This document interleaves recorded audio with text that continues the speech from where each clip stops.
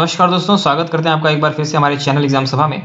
और आज हम डिस्कस करेंगे पंचायती राज संस्थान मतलब पंचायती राज इंस्टीट्यूशन के बारे में। और इसके बारे में डिटेल में डिस्कस करेंगे, कैसे इसका विकास हुआ, कब से इसकी डिमांड चल रही थी, कौन कौन सी समितियां बनी। ठीक है। और ये अपने उद्देश्यों में कितना सफल रहा, इस सभी बातों का डिस्कशन इस वीडियो में करेंगे। तो शुरू करते हैं आज का वीडियो। तो पंचायती राज संस्थान जो है वो भारत में ग्रामीण स्थानीय स्वशासन की एक प्रणाली है। स्थानीय स्वशासन ऐसे स्थानीय निकायों द्वारा स्थानीय मामलों का प्रबंधन है जो स्थानीय लोगों के द्वारा किया जाता है। कहने का मतलब सब कुछ स्थानीय है। स्वशासन स्थानीय है, निकाय स्थानीय है, मामले भी स्थानीय है, प्रबंधन भी स्थानीय है, लोग भी स्थानीय है, सब कुछ स्थानीय। कहने का मतलब कि ये विकेंद्रीकरण करने का प्रयास है, मतलब कि डिसेंट्रलाइजेशन करने का प्रयास है। जनता के द्वारा ही जनता का शासन जो है, ये उद्देश्य यहीं से आपका ठीक लगता है। पंचायती राज इंस्टीट्यूशन के बारे में अगर डिटेल में डिस्कस करना शुरू करें तो सबसे पहले मैं आपको बता दूं कि पंचायती राज इंस्टीट्यूशन को पीआरआई को संवैधानिक तौर पे 73वें संविधान संशोधन अधिनियम 1952 के माध्यम से जमीनी स्तर पर लोकतंत्र का निर्माण करने के लिए और संवैधानिक रूप से तैयार किया गया है और देश में ग्रामीण विकास का कार्य इसको सौंपा गया है। मतलब कि ये स्थानीय इकाई जो ग्रामीण विकास करने के लिए 73वें संविधान संशोधन के अनुसार संविधानिक संशोधन 1952 में लागू किया गया। अपने वर्तमान स्वरूप की संरचना में पीआरआई ने लगभग 26-27 साल पूरे कर लिए हैं। अगर सन 2020 की बात करें तो अगर आपसे बात करोगे तो आप सीधी सी बात है 26-27 साल, क्योंकि ये अधिनियम 1952 का, लेकिन लागू जो हुआ था 93 में हुआ था। 92 में था, ये 93 में लागू हुआ था। लेकिन विकेंद्रीकरण को आगे बढ़ाने और जमीनी स्तर पर लोकतंत्र को मजबूत करने के लिए बहुत कुछ करना बाकी है। ऐसा नहीं है कि हमने यहाँ पे मतलब कि तीर मार लिया है या फिर हमको सब कुछ यहाँ पे हमने इसको लक्ष्य को प्राप्त कर लिया है। बहुत सी ऐसी खामियां हैं जो कि अभी भी स्थानीय तौर पे पंचायती राज में देखी जा सकती हैं, लेकिन बहुत कुछ अच्छा भी हुआ है। सरकारी सरकारी योजनाओं का लाभ सीधे पहुंचाए जाने की व्यवस्था की गई है, लेकिन उसमें अनियमितता जो होती है उसको रोकने का भी प्रयास करना चाहिए। बहुत से ऐसे दृष्टिकोण है जो अभी हम चर्चा करेंगे। तो भारत में पंचायती राज का इतिहास जो है विश्लेषणात्मक दृष्टिकोण से निम्नलिखित अवधियों में यहाँ पे विभाजित कर सकते हैं। जैसे कि हम अगर वैदिक युग से शुरुआत करें, ऐसा नहीं है कि पहले ग्रामीण टाइप की कोई भी संस्था नहीं हुआ करती थी। हम पहली बार ऐसा विकेंद्रीकरण करने का प्रयास नहीं कर रहे हैं। वैदिक युग में क्या होता था कि पुराने संस्कृत ग्रंथों में अगर जैसे कि पंचायतन शब्द का उल्लेख मिलता है, जिसका मतलब है कि अर्थ है कि आध्यात्मिक व्यक्ति सहित 5 व्यक्तियों का समूह। ठीक है, पंचायतन मतलब कि 5 ऐसे व्यक्तियों का समूह जो कि आपका लीड करता हो, जो आध्यात्मिक व्यक्ति हो। धीरे धीरे ऐसे समूह में एक आध्यात्मिक व्यक्ति के शामिल होने का अवधारणा गायब हो गई। कहने का मतलब पहले जो आध्यात्मिक व्यक्ति होता था वो हट करके धीरे धीरे चुना हुआ व्यक्ति आने लगा। कोई भी आपका कह सकते हैं कि शक्तिशाली व्यक्ति आने लगा। ठीक है। ऋग्वेद में स्थानीय स्व इकाइयों के रूप में सभा, समिति, विधा, इन सभी का उल्लेख मिलता है। ये स्थानीय स्तर पर लोकतंत्र के निकाय थे। ठीक है। और राजा कुछ कार्यों और निर्णयों के बारे में इन निकायों की स्वीकृति प्राप्त करते थे। कहने का मतलब है जैसे मान लीजिए किसी विशेष क्षेत्र में राजा को कोई भी कानून लागू करना था, कोई भी योजना का लाभ देना था, तो वह किससे स्वीकृति मांगता था? वह स्वीकृति मांगता था वहां के स्थानीय निकाय के जो भी हेड होते थे उनसे। महाकाव्य काल की बात करें तो भारत के 2 महान महाकाव्य काल अर्थात रामायण और महाभारत में इनका जो उल्लेख है वो दिखाई देता है। रामायण के अध्ययन से यह स्पष्ट होता है, संकेत मिलता है कि प्रशासन 2 भागों में बटा हुआ था, पुर और जनपद या शहर और गांव। मतलब पूर्व जनपद मतलब कि पूर्व का मतलब हो गया शहर और जनपद का मतलब हो गया गांव। तो शहर और गांव में इनको 2 भागों में विभाजित किया गया था। पूरे राज्य में एक जाति पंचायत भी थी, जो जाति पंचायत द्वारा चुने गए एक व्यक्ति राजा की मंत्रिमंडल में शामिल होता था। ठीक है, मतलब कि जो देखो ऐसे था कि छोटे-छोटे पंचायतों से मिल करके एक जाति पंचायत बनी और उस जाति पंचायत का जो हेड होता था वो आपका राजा के मंत्रिमंडल में शामिल होता था। मतलब कि लोगों के पंचायत का जो प्रतिनिधित्व करता था वह एक मंत्री होता था, मंत्रिपरिषद का सदस्य होता था। महाभारत में शांति पर्व में एक गांव की स्वशासन पर्याप्त अभिव्यक्ति की गई है। मनुस्मृति में साथ ही कौटिल्य के अर्थशास्त्र में भी आप यहाँ पे की गई है। महाभारत के अनुसार गांव के ऊपर और ऊपर 10, 20, 100 और 1000 गांव समूहों को इकाइयां भी बनाई गई थी। मतलब जैसे कि पहले गांव बनाया गया, 10 गांव, 20 गांव, 100 गांव, 1000 गांव का समूह की इकाइयां भी बनती थी। ग्रामीण जो है वो आपका गांव का मुख्य अधिकारी होता था। दसाप, 10 गांव का जो प्रधान है उसको दसाप कहते हैं। जैसे आज का क्षेत्र पंचायत होता है ना, जिला पंचायत, क्षेत्र पंचायत। तो मतलब जैसे कि 10 गांव, 1000 गांव, 500 गांव का समूह जो है उस तरीके से व्यवस्था की गई थी, जैसा जहां व्यवस्था थी। विंध्या आधिपति सतग्राम अभियान और सतग्राम पति। देखिए यहाँ पे समझिएगा, विंध्या आधिपति, सतग्राम अभियान और सतग्राम पति, 20, 100 और 1000 गांव का प्रमुख। देखो 20 गांव के प्रमुख को विंध्या, विंशत मतलब संस्कृत में 20 होता है, तो विंध्या आधिपति। सतग्राम मतलब 100 गांव का जो प्रधान होता है तो उसको सतग्राम अभियान कहते थे। सतग्राम पति, सतग्राम पति किसको बोलते थे? 1000 गांव वाले को। सतग्राम अभियान किसको बोलते थे? 100 गांव वालों की प्रमुख को। यहाँ पे ऐसे ऐसे शब्दावली कभी आपसे पूछ सकता है कि विंध्या अधिपति जो है आपका वैदिक काल में किसको कहा जाता था? जो 20 गांव का मालिक होता था, प्रमुख होता था। ठीक है, उन्होंने स्थानीय करों को उनका काम क्या था कि जो स्थानीय कर है उनको टैक्स को कलेक्ट करना, अपने गांव की रक्षा करने की जिम्मेदारी उन्हीं लोगों की होती थी। प्राचीन काल में कौटिल्य के अर्थशास्त्र में ग्राम पंचायतों का उल्लेख किया गया है। शहर को पुर के रूप में संदर्भित किया गया था और इनका प्रमुख जो है आपका नगरिक होता था। लेकिन यहाँ पे ध्यान समझिएगा, अगर मैंने गलत बताया हो तो एक बार फिर समझ लीजिएगा। शहर के लोगों को पुर बोलते थे, यहाँ पे मैंने पीछे एक चीज बताई थी। ठीक है, तो उसको आप यहाँ पे समझ सकते हैं कि शहर के लोगों को पुर कहा जाता था। ठीक है, उसके साथ साथ उनका जो प्रमुख होता था उसको क्या बोलते थे? नगरिक बोलते थे। ठीक है, उसके साथ साथ उसको क्या बोलते थे? नगरिक बोलते थे। आगे है कि स्थानीय निकाय किसी भी शाही हस्तक्षेप से मुक्त होता था। मतलब कि आज के डेट में जैसे कि राजा जो है, मतलब जैसे कि राज्य सरकार जो कहती है वो आपका गांव में लागू होता है, लेकिन पहले ऐसा नहीं था। स्थानीय निकाय बहुत ज्यादा स्वतंत्र होते थे, उसमें शाही हस्तक्षेप बहुत कम होता था। मौर्य और बाद के मौर्य काल के दौरान प्रधान जो कि बड़ों की एक परिषद द्वारा सहायता प्रदान करता था, गांव के जीवन में एक प्रमुख भूमिका निभाता था। ठीक है, मतलब कि स्थानीय सुशासन बहुत ज्यादा सुदृढ़ था उस समय, विकेंद्रीकरण ठीक ठाक था।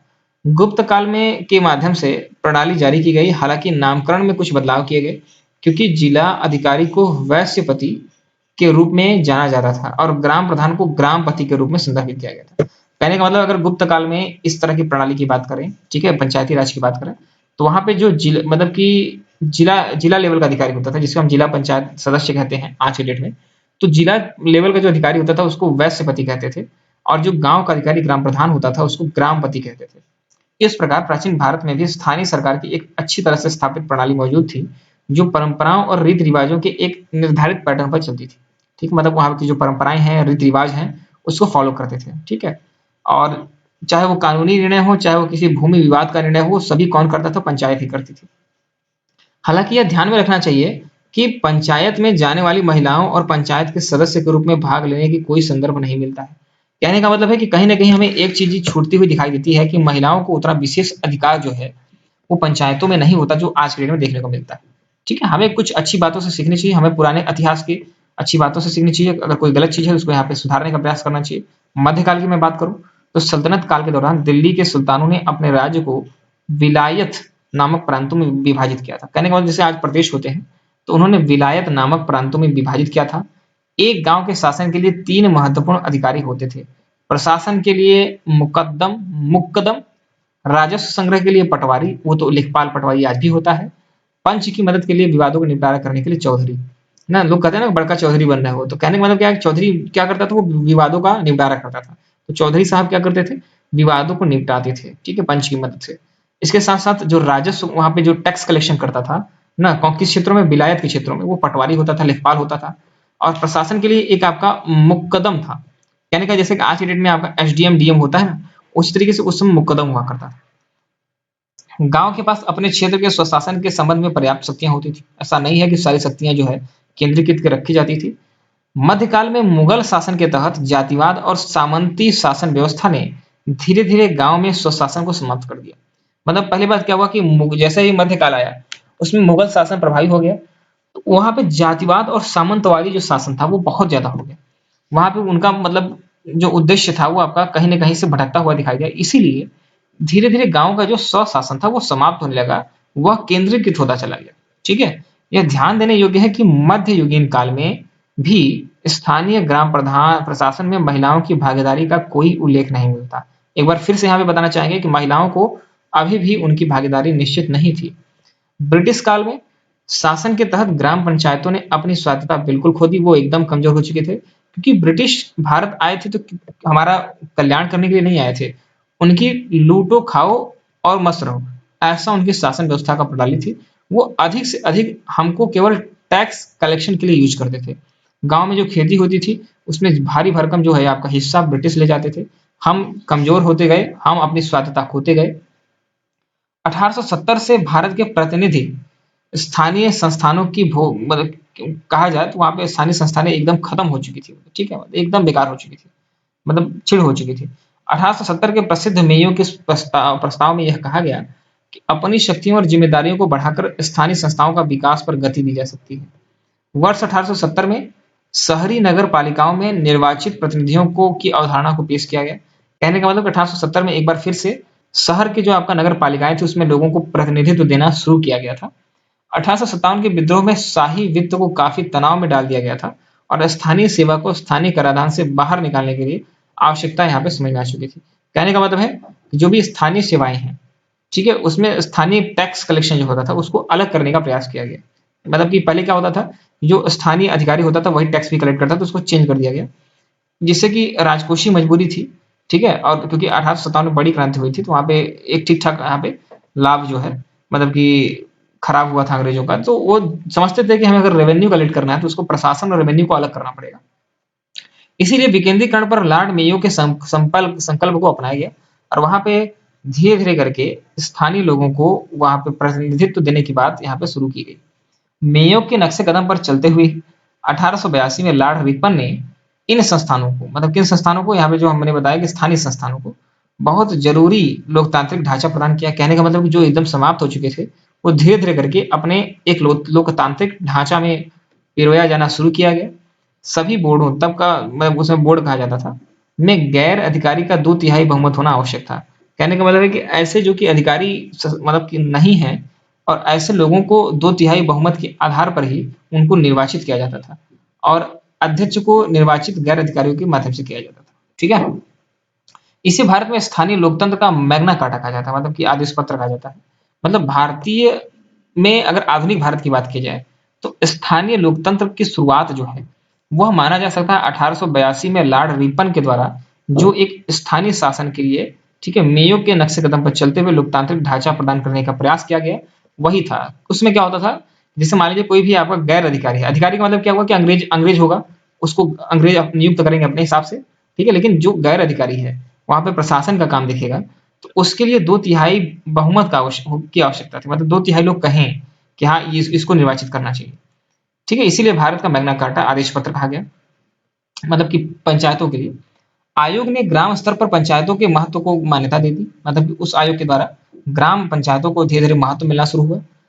इसी पृष्ठभूमि के आधार पर 1919 में मॉन्टेग चेम्सफोर्ड सुधार किए गए, जिसमें स्थानीय सरकार के विषय को प्रांतों के डोमेन में स्थानांतरित कर दिया गया। आप जानते हो कि अंग्रेजों के जमाने में भी आपका कंकरेंट लिस्ट और ये जो स्टेट लिस्ट आपका सेंट्रल लिस्ट होती है वो था।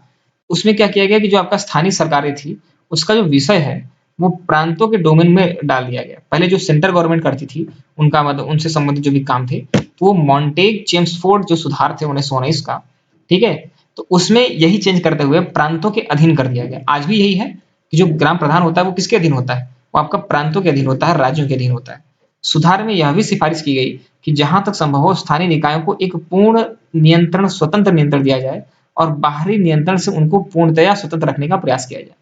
कहने का मतलब है जो स्थानीय है प्रशासन उसमें बहुत ज्यादा इंटरफियर करने का प्रयास न किया जाए, ठीक है, ऐसी मतलब सिफारिश की गई थी।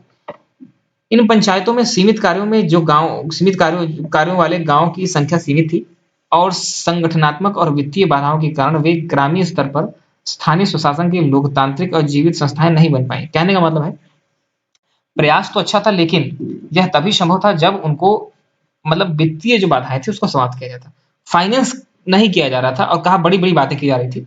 तो यहाँ पे जो कष्ट है वो इसी बात का था, इसीलिए बहुत ज्यादा आपका जीवंत संस्थाएं नहीं बन पाई थी।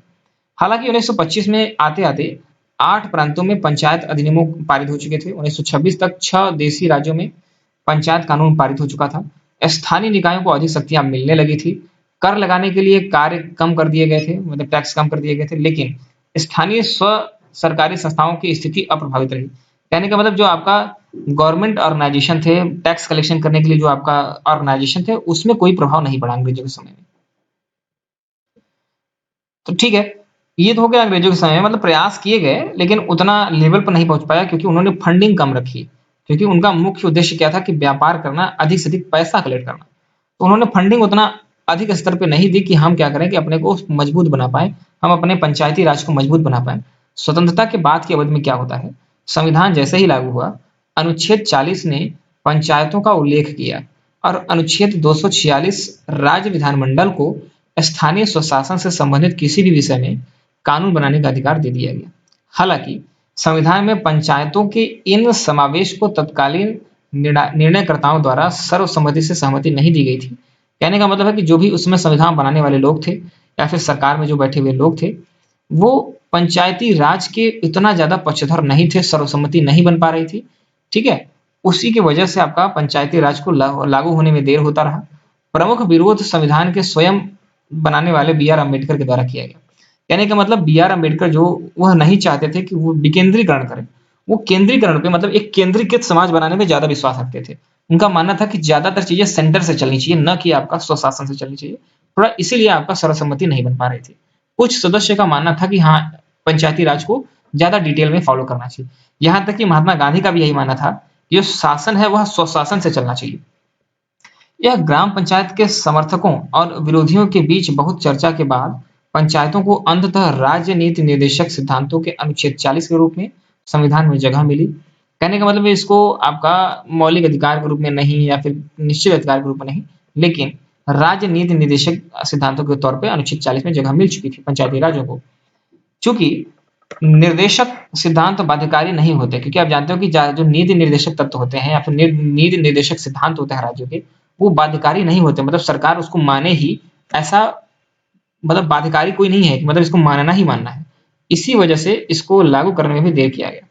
ठीक है, स्वतंत्रता के बाद एक विकास पहल के रूप में 2 अक्टूबर 1952 को गांधी जयंती की पूर्व संध्या पे अमेरिकी विशेषज्ञ अल्बर्ट मेयर द्वारा किए गए इटावा परियोजना के प्रमुख प्रभाव में सामुदायिक विकास कार्यक्रम सीडीपी लागू किया गया। कहने का मतलब है कि गांधी जयंती 1952 में एक सामुदायिक विकास कार्यक्रम, ठीक है, वो लागू किया गया था।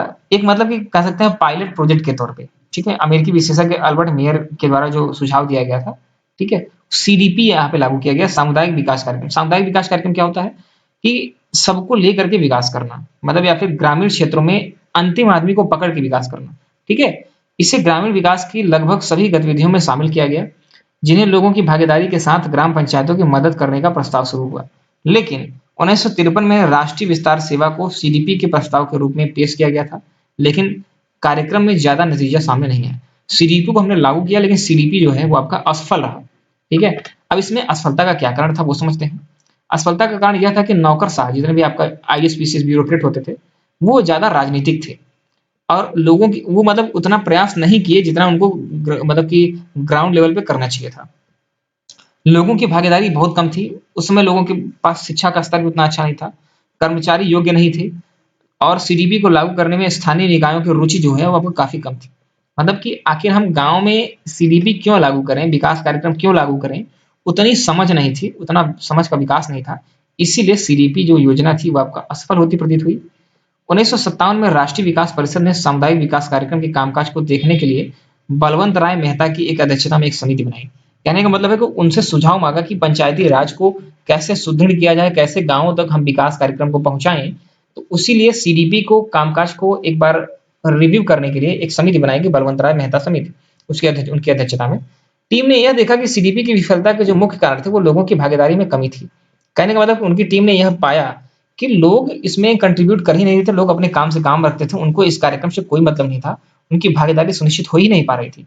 समिति ने ग्राम स्तर पर ग्राम पंचायत, पंचायत समिति और जिला स्तर पर जिला परिषद नामक 3 स्तरीय पीआरआई की सुझाव दिया। कई बार आपसे परीक्षाओं में पूछता है, यहाँ तक मैंने पीसीएस के प्रीवियस ईयर पेपर देखे, उसमें आपसे पूछता है कि त्रिस्तरीय पंचायती राज का सिफारिश किसने किया था। तो आपको जानना चाहिए कि बलवंत राय मेहता जो जो समिति बनी थी उनकी अध्यक्षता में, उसने ये सिफारिश की थी कि जो आपका क्षेत्रीय जो मतलब जो पंचायती राज होना चाहिए वो आपका 3 स्तर का, ग्राम पंचायत और पंचायती समिति और जिला स्तर पर जिला परिषद। लोकतांत्रिक जो विकेंद्रीकरण है कि इस योजना के परिणाम स्वरूप राजस्थान में 2 अक्टूबर 1959 को यह एक पंचायती राज का पहली बार इसको शुरू किया गया। ठीक है, आंध्र प्रदेश में इस योजना को आपका 1 नवंबर 1959 को शुरू किया गया। 2 अक्टूबर गांधी जी की जयंती के 1959 में ये पहली बार राजस्थान से शुरू किया गया था। ठीक है, और दूसरा जो आपका आंध्र प्रदेश में शुरू किया गया था। आवश्यक कानून भी पारित किए गए थे, जैसे कि असम, गुजरात, कर्नाटक, मध्य प्रदेश, महाराष्ट्र, उड़ीसा और पंजाब में इसको लागू किया गया। 1977 में अशोक मेहता समिति को नियुक्त किया गया और पंचायती राज की अवधारणा और व्यवहार में नई सोच लाने का प्रयास किया गया, और इसमें काफी हद तक ये सफल भी रहे उसको समझ पाने में, लोगों की गतिविधि को समझ पाने में। समिति ने जिला परिषद, मंडल पंचायत से मिलकर दो स्तरीय पंचायत राज संस्थागत संरक्षण की सिफारिश की। अब यहाँ पे एक बार फिर से प्रश्न बनता है, फिर बीसीएस में आया हुआ प्रश्न है कि कौन सी समिति थी जिन्होंने द्विस्तरीय पंचायत राज को बनाने का प्रयास किया? कौन था? वो थे आपके मेहता साहब थे। कहाँ गए वो? अशोक मेहता समिति 1977। ठीक है ना? तो ऐसे प्रश्नों को अगर आप पढ़ते रहेंगे ना, तो तभी आपकी तैयारी होगी। मतलब स्पष्ट रूप से पढ़ते चले जाओ, पता ही आपको पता ही नहीं है कि प्रश्न में क्या आता है। तो आप हमेशा ये बात करिए कि जो भी आपसे पढ़ाया जा रहा है उसमें क्या प्रश्न आते हैं, क्या वो पढ़ना चाहिए, इसको विवेचना करने के बाद ही पढ़िए। अब मतलब उन्होंने तो बता दिया भैया कि दो स्तरीय होना चाहिए, एक होना चाहिए पंचायती राज में आपका मंडल पंचायत, एक आपका होता है जिला परिषद। बाद के वर्षों में अगर बात किया जाए तो पंचायतों को जीवन और नया पट्टा देने की मतलब पुनर्विचार किया गया और भारत सरकार ने विभिन्न समितियां नियुक्त की। अब उनके बाद अशोक मेहता साहब के बाद जो मतलब समितियां बनी, जैसे कि हनुमंत राव समिति 1983 में बनी। आपसे कभी कभी सीरीज पूछता है कि मतलब कि आरोही क्रम में डेट के अनुसार बताइए कौन सी समिति बनी थी। तो हनुमंत राव समिति, जी वी के राव समिति आपका 1985 में बनी थी। एल.एम. सिंघवी समिति आपका 1986 में बनी थी।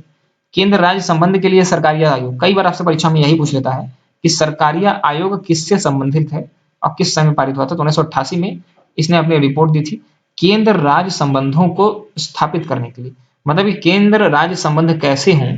अब आप सोचो कि पंचायती राज से इसका क्या लेना देना है, क्योंकि मैंने पहले ही बताया कि ये आपका संवर्ती सूची का विषय था।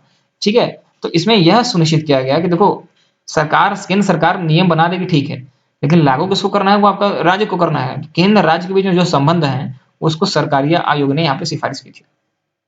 पीके तुंगन कमेटी 1989 में, हरलाल सिंह खर्रा समिति 1990 में, जी वी के राव 1985 की योजना, मतलब उन्होंने क्या किया था कि मूल इकाई के रूप में जिला बनाने की सिफारिश की और नियमित चुनाव कराने की सिफारिश की। एल.एम. सिंघवी समिति ने पंचायतों को अधिक वित्तीय संसाधन और संवैधानिक स्थिति प्रदान करने के लिए कहा ताकि उनको मजबूती मिल सके। देखो यहाँ पे अगर आपसे पूछा जा सकता है कि वित्तीय संसाधन और संवैधानिक स्थिति की डिमांड किस समिति की देन है, तो आप बता सकते हो कि एल.एम. सिंघवी की समिति की देन है। अब किस संशोधन के अनुसार इसको लागू किया गया और पंचायती राज बनाने का शुरुआत की गई? तो 64वां संविधान संशोधन विधेयक 1989 के साथ शुरू हुआ। इसमें राजीव गांधी ने पेश किया था और पीआरआई को मजबूत करने का प्रयास किया, लेकिन यह राज्यसभा में पारित नहीं हो सका था और उसके बाद आप जानते हो कि राजनीतिक अस्थिरता आई। संविधान संशोधन 74वां संविधान संशोधन पीआरआई जो बिल था, ठीक है, 1990 में पेश किया गया था, लेकिन यह चर्चा नहीं हो पाई इस पे। जब पीवी नरसिम्हा राव प्रधानमंत्री बने तो उनके कार्यकाल में 1991 में, सितंबर 1991 में 72वें संविधान संशोधन के रूप में एक व्यापक संशोधन पेश किया गया था। अब यहाँ पे ग्रामीण और शहरी स्तर पे दो अलग अलग स्तर पे 73वें और 74वें संविधान संशोधन को दिसंबर 1992 में संसद के समक्ष पारित किया गया था। ठीक है, इन संशोधनों के माध्यम से ग्रामीण और शहरी भारत में स्वशासन की शुरुआत की गई थी। अधिनियम ने के अनुसार 19 मतलब 24 अप्रैल 1993 को संविधान संशोधन 73वां संशोधन किया गया और 1 जून 1993 को संविधान संशोधन 74वां अधिनियम 1992 के रूप में लागू हुआ। अधिनियम 1992 का है, लेकिन लागू कब हुआ? 93 में। ग्रामीण वाला जो आपका संशोधन 73वां संशोधन था वो 24 अप्रैल को, इसीलिए पंचायती राज दिवस कब मनाया जाता है? 24 अप्रैल को। ये आपका 24 अप्रैल 1993 को लागू किया गया। अब समझते हैं कि इनकी कुछ विशेषताएं क्या है। संविधान जो आपका 73वां 74वां संशोधन है, इसमें आपका दो नए भाग जोड़े गए। भाग IX मतलब होता है 9वां भाग, भाग 9 आपका संविधान में जोड़ा गया। इसमें पंचायतों और जो 9A है उसमें म्यूनिसिपैलिटी 74वां इसके शीर्षक जोड़े गए और कभी कभी इसको भाग 10 भाग 11 के नाम से भी जानते हैं। तो लोकतांत्रिक प्रणाली की बुनियादी इकाइयों ग्राम सभाओं, चाहे गांव हो चाहे वार्ड हो, नगर पालिकाओं में मतदाताओं के रूप में पंजीकृत सभी वयस्क सदस्य सम्मिलित होंगे। मतलब कि यहाँ पे एक इकाई बनाई गई जिसमें कि जितने भी वयस्क हैं, ठीक है, उनको यहाँ पे सम्मिलित करने का प्रयास किया गया। आबादी वाले राज्यों को छोड़ करके गांव, मध्यवारी, ब्लॉक, तालुका हो गया और मंडल हो गया, जिला स्तर पर पंचायतों की त्रिस्तरीय प्रणाली को या जहाँ की 20 लाख से नीचे की आपका आबादी है वहां पर रखने का प्रयास किया गया। या किस अनुच्छेद के अनुसार किया गया?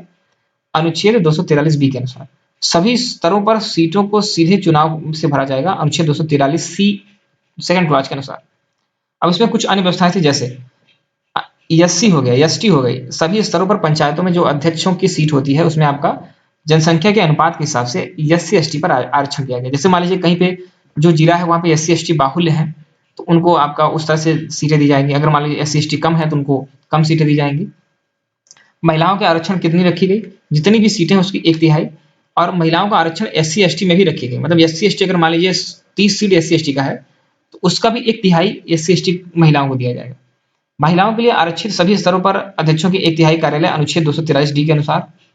अब इनका कार्यकाल जो होता था आपका 5 सालों के लिए तय किया गया। विघटन की स्थिति में 6 महीने के अंदर चुनाव कराया जाए, अनुच्छेद 243 ई के अनुसार। मतदाता सूची में निर्देशन नियंत्रण, ठीक है, प्रत्येक राज्य का स्वतंत्र चुनाव आयोग कराएगा, मतलब इसमें सेंट्रल गवर्नमेंट का कोई लेना देना नहीं है, चुनाव आयोग राज्य सरकार कराएगी। अनुच्छेद 243 के में यह बातें की गई। 11वीं जो अनुसूची 243 जी के अनुसार है, अनुच्छेद 243 और अनुसूची 11वीं है, उसमें वर्णित विषयों सहित पंचायतों में विभिन्न स्तरों पर कानून द्वारा विकसित विषयों के संबंध में आर्थिक विकास और सामाजिक न्याय की योजना तैयार करने का काम जो है वो पंचायतों को दिया गया। 74वें संशोधन में जिला योजना समिति के लिए पंचायतों और नगर पालिकाओं द्वारा तैयार की गई योजना को समेकित करने का प्रावधान किया गया, अनुच्छेद 243। ठीक है। राज्य सरकारों से बजटीय आवंटन, क्योंकि देखो यार सबसे बड़ी दिक्कत क्या होती थी, बजट का आवंटन। अगर आप बजट नहीं दोगे, उनको राजस्व का हिस्सा नहीं दोगे, तो वो कैसे काम करेंगे। उनको कुछ करों के राजस्व का हिस्सा हिस्सा प्राप्त होगा। ठीक है। और केंद्र सरकार की कई योजना और कार्यक्रम और अनुदान मिलेंगे, जैसे केंद्रीय वित्त आयोग अनुदान, अनुच्छेद 243 एच में इसकी पूरी डिस्क्रिप्शन है। पंचायतों और नगर पालिकाओं की बात किया जाए तो 243 आई के अनुसार पर्याप्त वित्तीय संसाधनों को सुनिश्चित करने के लिए आधार पर सिद्धांतों को निर्धारित करने के प्रत्येक राज्य में एक वित्त आयोग की स्थापना की जाएगी। ठीक है। 11वें संविधान ने, मतलब 11वें मतलब कि जो आपका अनुसूची थी उसमें पंचायती राज निकायों के दायरे में 29 कार्यों को निर्धारित किया गया। मतलब यहाँ पे कुछ कार्य भी निर्धारित किए गए कि आपको क्या क्या कार्य करने हैं पंचायती राजों के तहत। निम्नलिखित क्षेत्रों को सामाजिक, सांस्कृतिक और प्रशासनिक विचारों के कारण अधिनियम में संचालन में छूट मिली। जैसे कि कुछ क्षेत्र ऐसे हैं जहाँ पे प्रशासनिक विचारों में छूट मिली, जैसे आंध्र प्रदेश, बिहार, गुजरात, हिमाचल प्रदेश, मध्य प्रदेश, महाराष्ट्र, उड़ीसा और राजस्थान। इनको अनुसूची 5 के अनुसार उनके कुछ आपका अनुसूचित क्षेत्र और सूचीबद्ध किए गए। कहने का मतलब है कि देखो कुछ क्षेत्र ऐसे थे यहाँ पे, जैसे मैं मध्य प्रदेश की बात है, यहाँ पे आपका अनुसूचित क्षेत्र बहुत ज्यादा है, तो उनके अनुसार कुछ फ्रीडम मिली कि आप अपने हिसाब से कानूनों में थोड़ा सा ढील दे सकते हो। नागालैंड, मेघालय, मिजोरम राज्य, इनको आपका अनुसूची 6 के अनुसार यहाँ पे छूट मिली। पश्चिम बंगाल राज्य के दार्जिलिंग जिले में पहाड़ी क्षेत्र के लिए दार्जिलिंग गोरखा हिल काउंसिल बनाया गया। कहने का मतलब है कि कुछ क्षेत्रों में आपका पंचायती राज की आवश्यकता नहीं पड़ी, तो उनके लिए एक अलग अलग विशेष समिति बनाएगी, जैसे कि दार्जिलिंग गोरखा हिल काउंसिल बनाएगी। संविधान संशोधन अधिनियम के प्रावधानों के अनुसार भारत सरकार द्वारा पारित इस अधिनियम जिले, पंचायत और प्रधान अनुसूचित जो क्षेत्र है उसको अधिनियम 1996 कहा गया। अब इनका मूल्यांकन करते हैं, क्या कितना ये आपका देखने को मिलती है, कितना सफल रही पंचायती राज। तो 26 वर्ष हो गए लेकिन इनकी असफलता स्पष्ट दिखाई देती है। ठीक है। और मूल्यांकन करने के बाद ये समझ में आता है कि ये जितना जिस काम के लिए बनाए गए थे उतना ये आपका डेवलपमेंट नहीं कर पाई है। जमीनी स्तर पर सरकार और राजनीतिक प्रतिनिधित्व की एक परत बनाने में आपका फिलहाल कामयाब हुई है और बेहतर प्रशासन प्रदान करने में विफल रही है। देखो जमीनी स्तर पर प्रतिनिधित्व मिल गया, मतलब लोगों को स्वशासन मिलना शुरू हो गया, लेकिन जो स्वशासन के जो लाभ होते थे वो अभी भी नहीं मिल रहे हैं। अगर बात किया जाए ऐसे निकाय, मतलब अगर बात की जाए लगभग 2.5 लाख के करीब पीआरआई या फिर पंचायती राज इंस्टीट्यूशन और जो शहरी निकाय है उसमें 3 मिलियन से अधिक निर्वाचित स्थानीय सरकारी प्रतिनिधि हैं। ठीक है, ये आपका डाटा है। निम्नलिखित क्षेत्रों को सामाजिक, सांस्कृतिक और प्रशासनिक अधिकारों में अधिनियम में छूट मिली, वो मैंने यहाँ पे बता दिया है। अब 73वें और 74वें संशोधन के लिए आवश्यकता है कि स्थानीय निकायों की कुल सीटों का एक तिहाई महिलाएं जो है आपका आरक्षित न हो। मतलब यहाँ पे कुछ बातें कही जा रही हैं। 1.4 मिलियन में भारत में निर्वाचित पदों पर सबसे अधिक महिलाएं हैं। सीटें और सरपंच प्रधान पद भी अनुसूचित जाति, अनुसूचित जनजाति के उम्मीदवारों के लिए आरक्षित थी। पीआरआई का उपयोग जो करते हुए अनुसंधान से पता चला है कि स्थानीय सरकारों में महिला राजनीतिक प्रतिनिधित्व होने से महिलाओं को आगे आने और अपराधों की रिपोर्ट करने में अधिक संभावना है। फिलहाल देखो यहाँ पर एक अच्छी बात हुई है कि महिलाओं को यहाँ पर जो राजनीतिक प्रतिनिधित्व मिल रहा है, तो वो महिलाएं अपने ऊपर जो भी आपकी प्रधान है या फिर जो भी आपका पंचायती राज इंस्टीट्यूशन में जो भी आपकी संस्था के अंतर्गत महिलाएं हैं, उनको अपने अपराधों की, अपने अपने साथ हो रहे अपराधों की, ठीक है, मौलिक अधिकारों का जो उल्लंघन हो रहा है उनका रिपोर्ट दर्ज कराने की संभावना बढ़ती चली गई। महिला सरपंचों वाले जिले में पीने का पानी, सार्वजनिक वस्तुओं में काफ़ी अधिक निवेश किया जाता है। मतलब कि अगर जिस क्षेत्र में महिला सरपंच होंगे वहाँ पे अधिक निवेश की संभावना रहती है। ठीक है? सरकार उनको सशक्त बनाने का प्रयास करती है। इसके साथ-साथ केंद्रीय वित्त आयोग के स्थानीय निकायों के लिए निधि आवंटित करती है, मतलब पैसे आपका निश्चित तौर पे दिए जाते हैं। 15वें वित्त आयोग में अंतर्राष्ट्रीय मानकों से मेल खाते हुए हम उस तरह के आवंटन का पर विचार कर रहे हैं। ठीक है? अभी भी जो मुद्दे हैं उसकी बात करते हैं। गृह क्षेत्र पर्याप्त धन नहीं प्राप्त कर पा रहा है, मतलब कुछ क्षेत्र बनाए गए हैं, इसमें गृह क्षेत्र की बात करें तो उन क्षेत्रों में ज़्यादा पैसे नहीं मिल पा रहे हैं। ठीक है? तो उनको सक्षम बनाने के लिए अधिक पैसे देने पड़ेंगे। पंचायतों को कामकाज में क्षेत्र के सांसद और विधायकों का हस्तक्षेप जो है वह वो प्रतिकूल प्रभाव डालता है। कहने का मतलब है कि मान लीजिए जो फंडिंग होती है, तो फंडिंग तभी हो पाती है जब आपका राजनीतिक हस्तक्षेप होता है उसमें। तो कहीं न कहीं इसको विधायकों और सांसदों के राजनीतिक हस्तक्षेप से हटाना चाहिए, अलग करने का प्रयास करना चाहिए। 73वें संशोधन में केवल स्थानीय स्वशासी निकायों के निर्माण की आवश्यकता है। ठीक है? और बाकी वित्त जो आपका वित्त का काम है, जो कार्य के काम है, उनको उनके निर्णय पर छोड़ देना चाहिए। और पीआरआई की जो विफलता है वो आपका इसी बात पर देखने को मिलती है कि राज्य विधानसभा को जो शक्तियाँ दी गई हैं, ठीक है? उसके बाद उनको शक्तियाँ देने के बाद वित्त पैसा देने के बाद छोड़ दिया जाता है। मतलब उनका रिव्यू नहीं किया जाता। जैसे मान लीजिए विधानसभाओं के द्वारा जो शक्तियाँ मिली उनको, मतलब पंचायती राज इंस्टीट्यूशन को, चाहे वो ग्राम पंचायत हो, चाहे जिला पंचायत हो, उनको फंडिंग करी गई। फंडिंग करने के बाद उनका रिपोर्ट नहीं लिया गया, रिव्यू नहीं किया गया। अब क्या कुछ नया हो सकता है इन क्षेत्रों में? जैसे कि राजस्व उत्पादन का एक दूसरा राजस्व अंतर सरकारी हस्तांतरण है, जहां राज्य सरकारें अपने राजस्व का एक निश्चित प्रतिशत पीआरआई को देती हैं, मतलब पंचायती राज को देती हैं। ठीक है? और यह तभी किया जाता है जब वित्त आयोग जो भी सिफारिश करता है उसके आधार पर। ठीक है? तो कहीं न कहीं आपको यहाँ पे ये देखने को मिलेगा कि सिफारिशें जो होती हैं वो राज्य सरकार मानने के लिए जो है हमेशा बाध्यकारी नहीं होती है। हालाँकि वित्त आयोग ने हर स्तर पर धन के अधिक से अधिक अवमूल्यन की वकालत की है, मतलब कि ज़्यादा से ज़्यादा पैसे जो दीजिए वो काम हो रहा है कि नहीं हो रहा है उसका भी यहाँ पे अवमूल्यन, मतलब उसका भी क्या करिए आप वहाँ पे संशोधन करिए और उसको उतना ही पैसे दीजिए जितना कि उनको लाभ काम मिले या फिर उनके काम की आवश्यकता हो। पीआरआई भी संरचनात्मक कमियों से ग्रस्त है, मतलब यहाँ पे स्ट्रक्चरल जो फ्रेम है वो आपका पंचायती राज में देखने को नहीं मिलता, मतलब कि एक फ्रेमवर्क जो होता है उसमें कहीं ना कहीं हमें एक थोड़ा सा कमी दिखाई देती है। अर्थात कोई सचिवीय समर्थन और तकनीकी ज्ञान के निचले स्तर पर नहीं है। कहने का मतलब आप जानते हो, जैसे कि आप ये समझो कि प्रधानमंत्री होता है तो प्रधानमंत्री का पीएमओ ऑफिस होता है। पीएमओ ऑफिस में सचिव बैठते हैं, ब्यूरोक्रेट्स बैठते हैं, लेकिन यहाँ पे प्रधान का कोई सचिव है क्या? जिला पंचायत का जो आपका जिला पंचायत को कोई नेता बन गया, कुछ बन गया, क्या उसको विचार देने वाला कोई सचिव है क्या? तो इनकी जो आपकी कमी है वो स्पष्ट दिखाई देती है। नीचे की योजनाओं को मतलब ठीक से लागू न कर पाने के पीछे एक ये तरीका हो सकता है। ठीक है? अब यहाँ पे समझते हैं कि फिलहाल तो महिलाओं को आरक्षण दिया गया है अनिवार्य रूप से, लेकिन यहाँ पे प्रॉक्सी प्रतिनिधित्व देखने को मिलता है। प्रॉक्सी मतलब समझते हो कि ठीक है, किसी महिला के नाम पर आपने महिला का नाम आपने दे दिया, लेकिन लोग जानते ही नहीं है कि महिला प्रधान है कि प्रधान पति है। ठीक है? उसका पति प्रधान है, तो कहीं ना कहीं ऐसी महिलाओं को आगे लाने का प्रयास करना चाहिए जो कि प्रधान महिला प्रधान हो, न कि महिला प्रधान पति हो। ठीक है? मतलब कि महिला तो है लेकिन प्रधान पति उसका काम कर रहा है। ये प्रॉक्सी प्रतिनिधित्व चल रहा है। प्रॉक्सी मतलब कि दूसरे की जगह पे काम करना। ठीक है? अब कोई भी काम करना है तो वो महिलाएं ना करके जिन जो आपका वहां पे प्रधान है उनके पति कर रहे हैं। तो ये कहीं ना कहीं ये आपका मामला जो है आपका अजीब होता दिखाई देता है। अनुसूचित जात अनुसूचित जनजातियों में अभी भी एक चीज प्रतिनिधित्व को देखने को मिलता है कि जैसे मान लीजिए कोई भी अनुसूचित जाति का व्यक्ति किसी गांव में आपका प्रधान बन गया, लेकिन उसका काम देखभाल कोई अन्य जाति का व्यक्ति कर रहा है जो कि आपका वहां का शक्तिशाली व्यक्ति है। ये कहीं ना कहीं आपका कमजोर करने वाली चीजें हैं। ठीक है? ऐसा नहीं है कि सरकार नहीं जानती है, उन सुझावों को सरकार धीरे-धीरे करके लागू करने का प्रयास कर रही है। लेकिन ये तभी संभव है, बार-बार कई समितियाँ भी कह चुकी हैं, यह तभी संभव है जब जो लोग हैं वो खुद मिल करके यहाँ पे काम करेंगे। अब कुछ सुझाव है उसको समझते हैं। ठीक है? जैसे कि एक कमेटी थी उसने रिपोर्ट दिया था, इसमें सिफारिश की गई थी कि सरकार के प्रत्येक स्तर के कार्यों का स्पष्ट रूप से सीमांकन किया जाना चाहिए। मतलब कि जो भी काम होते हैं उसको वेरिफिकेशन किया जाना चाहिए। ठीक है? और उसकी मैपिंग की जानी चाहिए। आपका अनुसूची 11 के अनुसार जो भी सूचीबद्ध विषय हैं, तो उनकी ज़िम्मेदारियाँ और भूमिका को स्पष्ट रूप से चित्रित करना चाहिए। अभी ये दावा है कि कई ग्राम प्रधानों को ये पता ही नहीं होगा कि उनके कार्य क्या है। ठीक है? उनको किन-किन क्षेत्रों में काम करना है, आखिर अगर उनको स्पष्ट अगर निर्देश दिया जाए, उनको काम करने का निर्देश दिया जाए, प्रॉक्सी आपका जो प्रतिनिधित्व है वह ना चले, कहीं न कहीं आपको स्पष्ट रूप से आपका उसका अधिकार देखने को मिलेगा। जनता के जवाबदेही के आधार पर विषयों को अलग-अलग स्तरों पर विभाजित करना और सौंपना चाहिए। कर्नाटक और केरल जैसे राज्यों ने इस दिशा में बड़े कदम उठाए हैं, लेकिन समग्र प्रगति जो है आपका अभी भी असमान दिखाई देती है। खास तौर पर जिला स्तर पर जो निचले स्तर की योजना है, उसको वहाँ पे अच्छे से लागू करने का प्रयास करना चाहिए, ताकि ग्राम सभा तक ठीक-ठाक ज़मीनी स्तर पे काम हो। कर्नाटक के पंचायतों के लिए एक अलग नौकरशाही संवर्ग का निर्माण किया गया, जो एक अधिकारी की प्रतिनियुक्ति की प्रथा से दूर हो जाता है, जो अक्सर निर्वाचित प्रतिनिधियों पर हावी हो जाता है।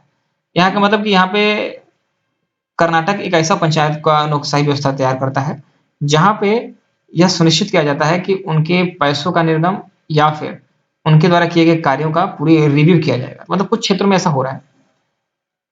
केंद्र को राज्य के वित्तीय रूप में प्रोत्साहन करने की जरूरत है, मतलब कि वित्तीय रूप से उनको प्रभावी बनाना चाहिए, मतलब कि उनके काम पर बाधा वित्तीय रूप से ना आए, यह बात का ध्यान रखना चाहिए। विशेषज्ञता विकसित करनी चाहिए आपका। प्रॉक्सी प्रतिनिधित्व की समस्या को हल करने का प्रयास करना चाहिए। प्रॉक्सी प्रतिनिधित्व का मतलब क्या हुआ कि अगर महिला प्रधान है या फिर कोई एससी एसटी प्रधान है, उसकी जगह पे कोई और व्यक्ति ही मतलब प्रधानी कर रहा है। हाल ही में राजस्थान हरियाणा जैसे जो आपका राज्य है, उसमें पंचायत चुनाव के लिए न्यूनतम योग्यता का मानक तैयार किया गया है। तो कुछ ऐसे कदम यहाँ पे उठाए जा सकते हैं। तो मतलब एक न्यूनतम योग्यता रखिए, ताकि वो पढ़ा लिखा व्यक्ति वो अपनी समझदारी रखता हो, खुद रखता हो, दूसरे के बल पर आपका काम ना करे। ये मानक विधायकों और सांसदों के लिए भी लागू किया होना चाहिए, मतलब ऐसा लोगों का मानना है। ठीक है? यह सुनिश्चित करने के लिए स्पष्ट व्यवस्था होनी चाहिए कि राज्य संवैधानिक प्रावधानों का पालन करता है। विशेष रूप से वित्त आयोग जो है उसकी सिफारिशों को नियुक्त करता हो। कहने का मतलब कि राज्यों को यह बात स्पष्ट होनी चाहिए कि वो जो वित्त आयोग के द्वारा जो सिफारिशें की जा रही है उसको ज्यादातर लागू करें। आधा अधूरा लागू करोगे तो आपको वहां का लाभ नहीं मिलेगा। अब आगे के रास्ते क्या हो सकते हैं, आगे हमें क्या मतलब वे फॉरवर्ड करना चाहिए।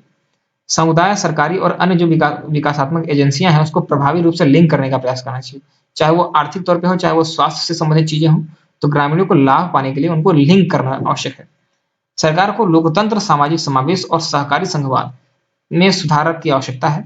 विकेंद्रीकरण स्थायी करना चाहिए, उसकी वकालत कई बार की गई है। ठीक है? और कार्यों में असाइनमेंट से स्पष्टता महत्वपूर्ण है, मतलब कि जो भी कार्य दिए जाते हैं, असाइनमेंट मतलब होता है कोई भी कार्य, विकास कार्य, तो वो जो है आपका स्पष्ट रूप से सरकार के द्वारा निर्देश दिए जाने चाहिए कि हमें यही काम करवाना है। फिलहाल इस वीडियो में उम्मीद करता हूँ वीडियो थोड़ा बड़ा है, लेकिन हमने संपूर्ण जानकारी देने का प्रयास किया। तो इसी तरह की वीडियोस अगर आप देखना चाहते हैं हमारे चैनल को आप सब्सक्राइब कर सकते हो। धन्यवाद।